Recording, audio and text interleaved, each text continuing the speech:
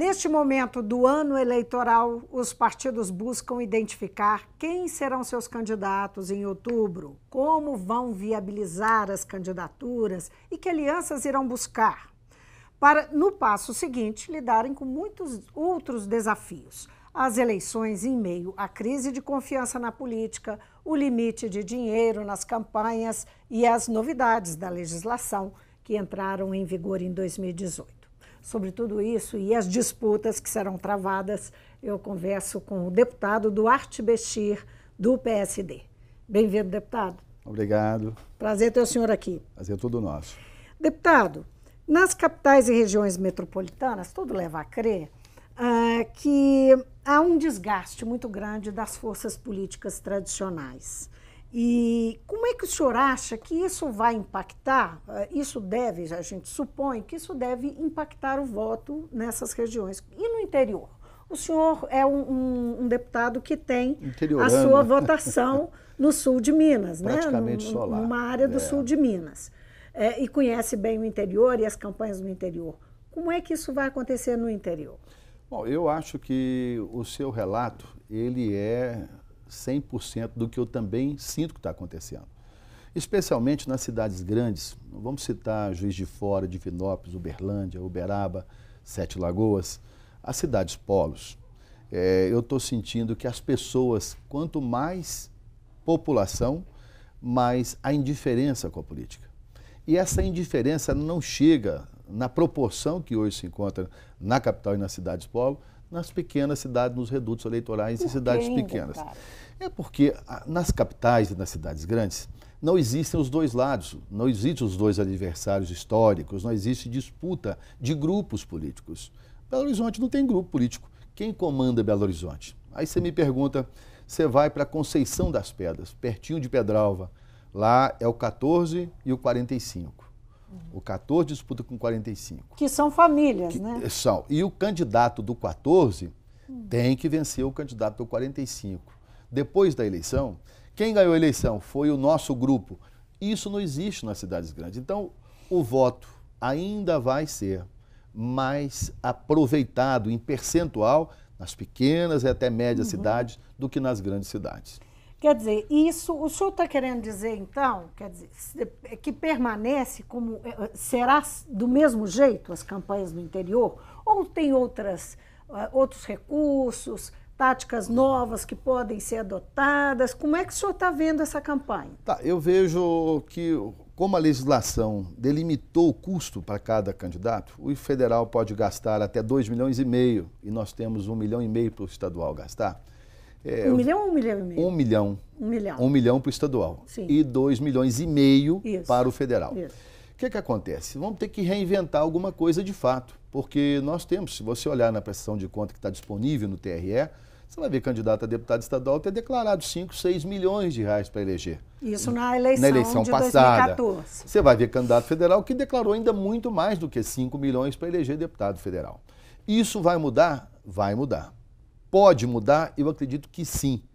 Já existem algumas falas, e eu conversava com você, de ministros que acham que vai ser quase que a explosão do Caixa 2, a efetivação do Caixa 2. Essa foi uma declaração pública do ministro Gilmar Mendes. Tá certo, mas eu acho que também, em contraponto a essa notícia, a essa fala do ministro, eu acho que o povo, como está muito vigilante, atento, insatisfeito com o momento político, vai acabar agindo como uma forma de investigadores, denúncia. O povo vai fiscalizar também o comportamento dos candidatos na eleição.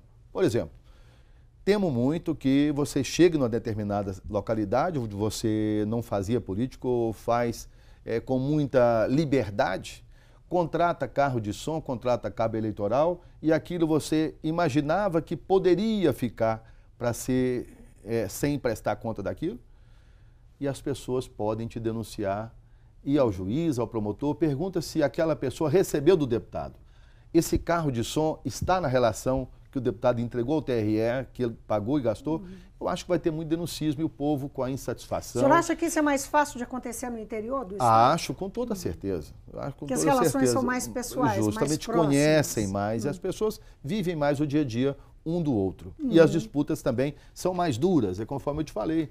Então aí um vai vigiar o outro lado. Sim. E aí pode que isso aconteça. Os cabos eleitorais, levando em conta as mudanças na legislação, as limitações de recursos, esse clima de desconfiança, mesmo o senhor dizendo que isso não chega tanto no interior e tal, nós sabemos que tem um sentimento muito disseminado de desconfiança mesmo com o fazer político. Né? Como é que o senhor acha que isso pode alterar, se vai alterar? Quem são os cabos eleitorais, aqueles cabos eleitorais que são tradicionais, como os empresários locais, os prefeitos, não é? Enfim, os seus assistentes, as pessoas que trabalham com política? Eu acho que é o seguinte, quando você tem um grupo político, ele é muito dinâmico. Vou colocar um exemplo, eu vou ser votado pela primeira vez em Barroso. Lá nós temos a figura de uma ex-prefeita muito conhecida, muito querida, muito respeitada. Eu estive com ela antes de fazer qualquer obra naquela cidade. Ela disse, olha, eu apoio, mas eu tenho que falar para o povo o que você fez. Se você tiver condições de fazer algo antes da eleição, eu vou ter chance de te apoiar. Então, no interior, eles trabalham muito em cima do que você fez, daquilo que você pode apresentar, se torna o seu cartão de visita e aquilo ganha muita força na eleição para que eles apresentem o seu trabalho e te apresentem juntamente. Por quê? Mais ainda nessa eleição. É porque realmente o povo está desconfiado, a insatisfação, a antipatia. Vai ser carregado adiante as propostas que levem em conta um trabalho e uma vida, o exemplo e o trabalho juntos. E isso vai fortalecer a eleição e vai ser fator determinante para se buscar uma eleição, na minha opinião. Algumas mudanças, nós estamos falando de mudanças que aconteceram, é porque houve uma reforma, né? Uma reforma que foi...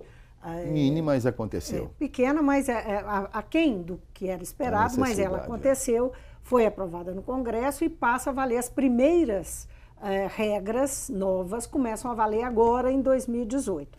Uma delas é que restringiu-se ainda mais o tempo de TV, que agora são só 35 dias, não é? E a campanha de 45 dias. A janela partidária ficou maior, a possibilidade de mudança de domicílio, enfim, houve uma mexida nesse sentido.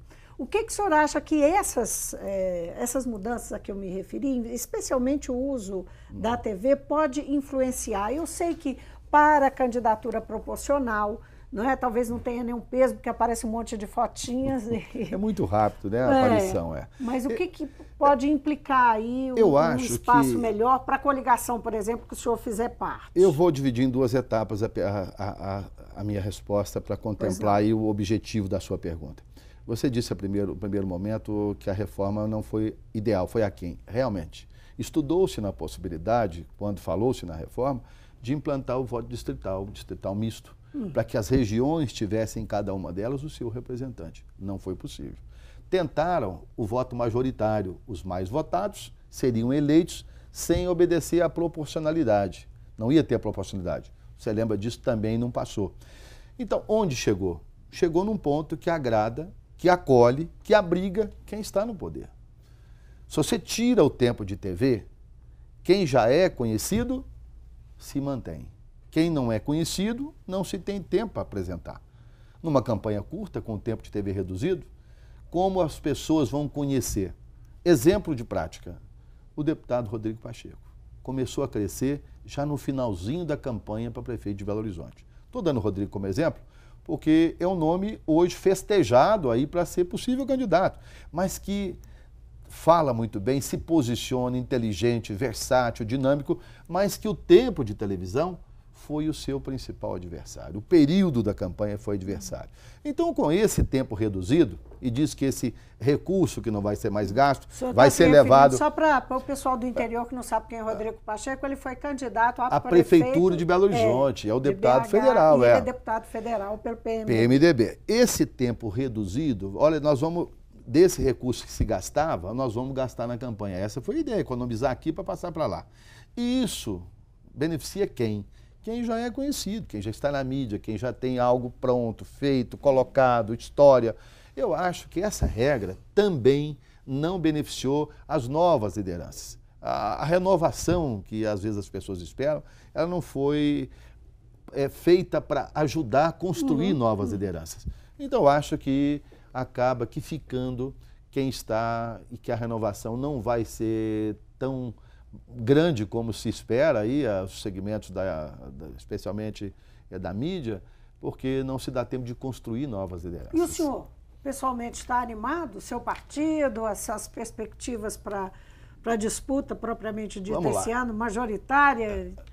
Eu acho que é o seguinte, a majoritária, nós vamos ter um tempo maior, mas vamos falar na nossa proporcional, na de deputado. Nós temos hoje 6 deputados estaduais. Lafayette Andrada, do PSD, sai deputado federal.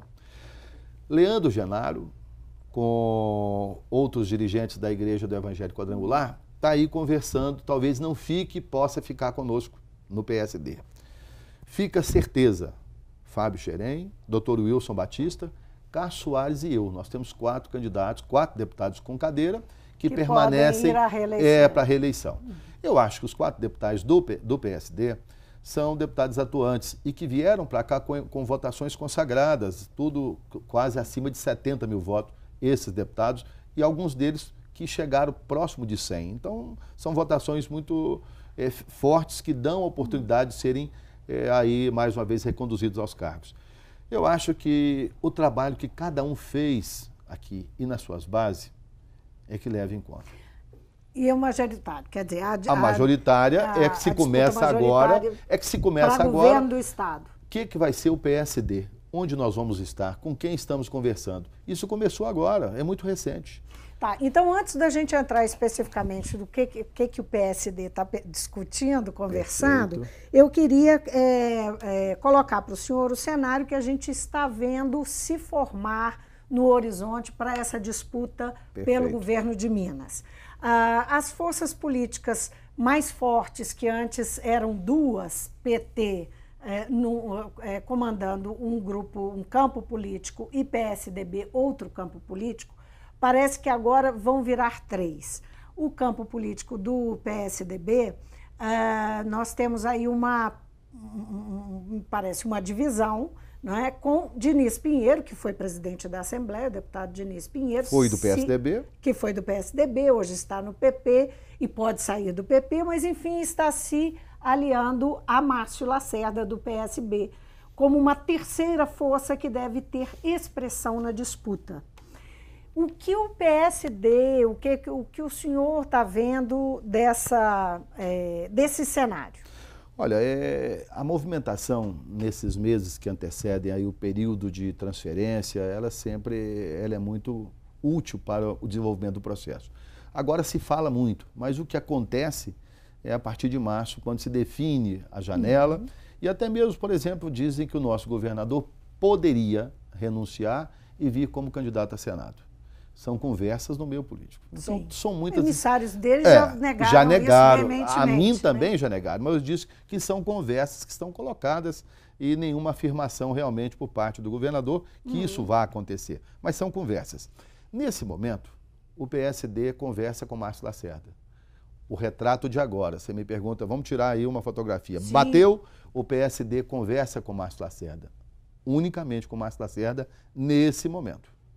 Nós vamos nos reunir semana que vem, no dia 26, segunda-feira, uma reunião da executiva, e vamos tratar dessas conversas com quem mais nós vamos ter uma abertura, na visão dos nossos dirigentes, dos deputados federais, que estão constantemente em Brasília, e também vão ouvir dos estaduais, que estão constantemente aqui no centro do governo do Estado, com a Assembleia, as nossas opiniões. Hoje o PSD conversa com Márcio Lacerda oficialmente, conversa. E essa conversa, ela vai até um limite que já nos é possibilitado, o PSD, ter o candidato a vice na chapa do Márcio Lacerda. Isso foi ofertado ao PSD pelo Márcio Lacerda. Essa foi a nossa primeira conversa com o Márcio Lacerda, a possibilidade do PSD indicar um nome para compor a chapa de vice com ele na companhia. Porque o nome do Diniz Pinheiro também é colocado, foi ofertado a ele, pelo menos foi o que foi noticiado, a possibilidade de escolher entre a vice e uma candidatura ao Senado. É o que está colocado, inclusive, no dia de hoje. No dia de hoje, alguns meios de comunicação da capital trazem essa informação de uma forma muito forte, decisiva, que isso está acontecendo, mas ainda longe dos nossos olhares.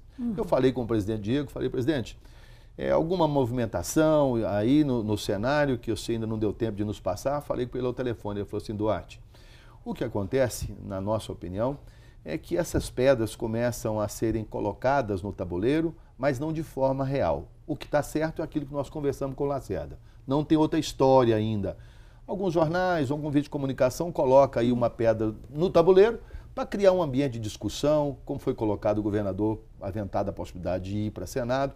Então, são especulações. O que tem certeza é a possibilidade do PSD discutir com o Márcio Lacerda uma possível candidatura do PSD na chapa como vice. Agora, como é que o senhor enxerga a força política do Lacerda? Levando em consideração Lacerda, que foi prefeito de Belo Horizonte por 2 mandatos e que em 2016 tentou fazer sem sucesso o sucessor dele, né? Na última hora, o que nós vimos foi que os arranjos que ele fez, as alianças que ele fez, se bandearam para o grupo que estava em torno da candidatura do PSDB, que era a candidatura do hoje deputado João Leite. Então, a pergunta é, o quanto 2016 pode ser, digamos, pouco promissor, a lembrança de 2016 pode ser pouco promissora para uma candidatura ao governo de Márcio Lacerda? Eu acho que o 2016 para o Márcio Lacerda foi um ano de equívoco eleitoral. No final, um candidato era fulano, acabou que resolveu se apoiar o vice na última hora e não se criou um caminho para que o vice dele. Não criou um caminho para que isso acontecesse efetivamente, politicamente, que se criasse um grupo que pudesse levar a primeira ideia adiante, porque o candidato a prefeito do Márcio não era o vice. Não era o vice. Né? Então, eu acho que foi o ano do equívoco político, que o Márcio Lacerda e o grupo acabou não dando conta de fazer até o final. E não deu certo, a candidatura foi realmente muito inexpressiva. Mas o quanto isso pode ser um mau indicativo para as alianças e os arranjos políticos? O que eu quero dizer é que eu acho que o erro de 2016 tem tudo para ser consertado agora na próxima eleição. Começa-se a conversar com antecedência, a fortalecer. Existe entre o meio político aí uma fala, o Márcio não é muito político, o Márcio ele não é amistoso, o Márcio falta a ele um pouquinho de, talvez, um carinho maior político com a classe para chamar, conversar. E nós tivemos um café com o Márcio e eu estou vendo, não conhecia perfeitamente, mas se era assim, eu estou vendo o Márcio diferente conosco nessa primeira reunião.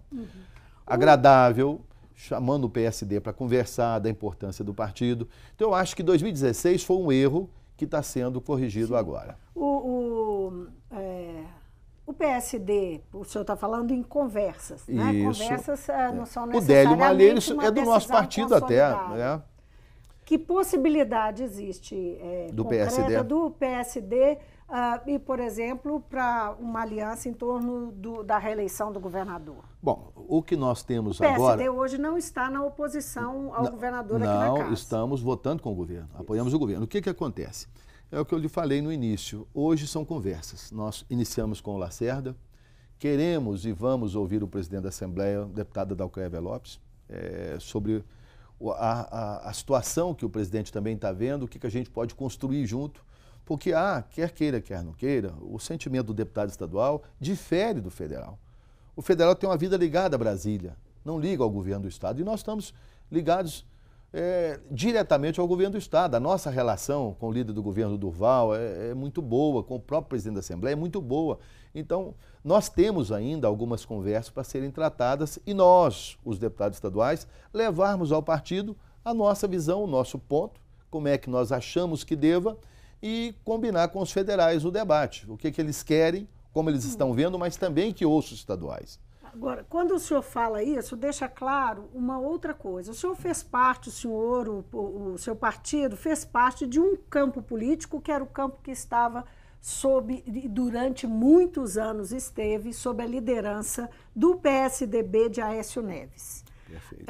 E agora o que nós vemos são pelo menos 3 forças. Aí a possibilidade do PSD não ficar ou com um lado ou com o outro, ou com Lacerda, ou eventualmente com o governador Fernando Pimentel, e não integrar esse campo político. O que o senhor acha que aconteceu para que haja essa divisão? Isso pode estar relacionado à situação de fragilidade do senador Aécio Neves, que fragilizou inclusive sua liderança? Olha, eu acho que essa situação ela se inicia com a eleição passada de governo de Minas. Houve naquela eleição passada um sentimento de que o candidato ideal não seria o apresentado Pimenta da Veiga. Teria sido talvez mais contundente a candidatura do próprio Alberto, que era governador em exercício naquela época, tinha assumido o governo com o afastamento do Anastasia para ser candidato ao Senado. O próprio Marcos Pestana colocava seu nome, uma liderança, presidente do PSDB, e o Diniz Pinheiro também colocou o seu nome à disposição para disputar o governo de Minas. Diante de 3 grandes nomes, excelentes pessoas, resolveu buscar um quarto que não desagradaria os 3, nem você, nem você. Talvez essa divisão, mal feita na eleição passada, mal feita porque os nomes que estavam prontos poderiam ter resultado melhor. Houve aí o início de uma divisão de forças e que agora, de forma latente, o próprio Diniz Pinheiro se manifesta como uma possibilidade de se aliar ao campo político do Márcio Lacerda. Uma terceira via. Sim. O senhor acha que o senador Anastasia, que é um herdeiro político, né, enfim, e que se tornou uma liderança política, de uma forma diferente que o senador Aécio Neves, mas tem uma liderança, que ele pode resgatar esse grupo? Existe alguma possibilidade dele fazer esse arranjo de forças que está sendo colocado aí para disputa ser revisto? O senador Anastasia é uma pessoa diferenciada em todo sentido. Isso se ele for candidato ou não? Eu digo que a sua forma de agir, a respeitabilidade que ele tem de todos, o carinho, a atenção, faz dele realmente alguém muito diferente das demais lideranças políticas de Minas Gerais. E talvez ele tenha essa capacidade de buscar uma união maior. Mas se o momento não for buscado e se passar o tempo como já se tem passado, até isso de acontecer, eu vejo cada vez ficar mais difícil essa união em torno de um. Porque já se começam a criar os nomes, as divisões. O próprio Diniz já se começa a demonstrar que caminhará distante desse grupo. Eu fui líder do governador Anastasia na Assembleia. Então, eu acho que se isso for ocorrer, o sentimento tem que ser a partir de agora, de imediato, para se não deixar que as pernas andem muito longe, a caminhada ficou distante e não tenha condições de voltar ao caminho inicial, onde poderia haver o entendimento. E ele já sinalizou, ele fez uma sinalização em relação a Rodrigo Pacheco, né? Que caminha para deixar o PMDB. Né? Eu acho que essa manifestação ela foi um pouco inoportuna, porque o Diniz Pinheiro fez um movimento em Belo Horizonte e chegou à Assembleia esse movimento através das redes sociais e pessoas conversavam. A própria deputada Ione, que é irmã do Diniz, trazia as informações, fotos do grande evento ocorrido em um dia, em que o senador Anastasia esteve presente nele. E no outro dia, há uma manifestação gravada, um recebimento de uma visita do Rodrigo com a Anastasia, e aquilo começou a chocar com a fala de segunda no Diniz e com a fala de terça ou quarta com o Rodrigo. Então, isso teve realmente, eu vejo que pode ter causado um mal-estar e uma divisão. Manifestações de apoio aos duas. Né? E talvez isso tenha também dividido e possa criar aí um caminho em que não se cruze mais essas duas estradas. Pode, mas são tudo suposições. Política é assim, como dizia Magalhães Pinto, cada hora está de um jeito, são as nuvens. E o PSD está esperando essas nuvens se mexer. Estamos conversando para ver o melhor casamento, por quem a gente vai idealizar um trabalho bacana, se vamos continuar no grupo que está, se vai mudar. O PSD está esperando e reunirá semana que vem para que essa decisão fique mais forte. Deputado, foi um prazer ter o senhor no mundo político. Prazer todo meu, muito obrigado pela oportunidade.